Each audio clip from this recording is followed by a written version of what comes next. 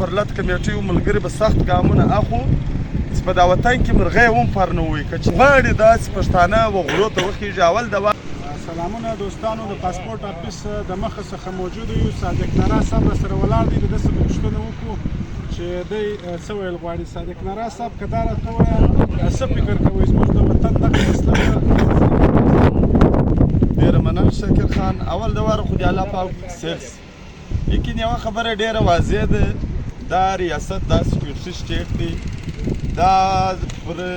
جمهوریت باندې پر ډیموکراسي باندې پر زنده‌باد مرده‌باد باندې پر پرلطو پر دې شیانو باندې یقین نه لري.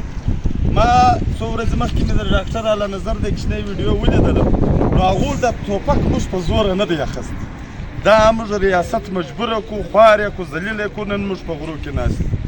نو دا غواړي داسې پښتانه وغرو ته وخېږي. اول د واره خو باید از زموږ مسله حل سي نور باید د پرلط کمیټیو ملګري به سخت ګامونه اخلو چې په دا وطن کې مرغۍ هم پر نه وي که چیرې بیا هم په دې نه سول نو د دې بیا ډېرې خطرناکه نتیجې. ډېره مننه. ولس ته کوم پیغام لري؟ ولس د دا وایي چې د خپل قام دپاره د خپل وطن دپاره زموږ د وطن اخرنی جنګ دی زموږ د وطن یو اخرنی امید دغه احتجاج دی.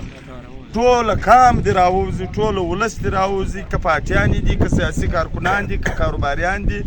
د یووالي وخت دی پر خپلې خاورې خپل وطن پر خپله مور د ننګ وخت دی باید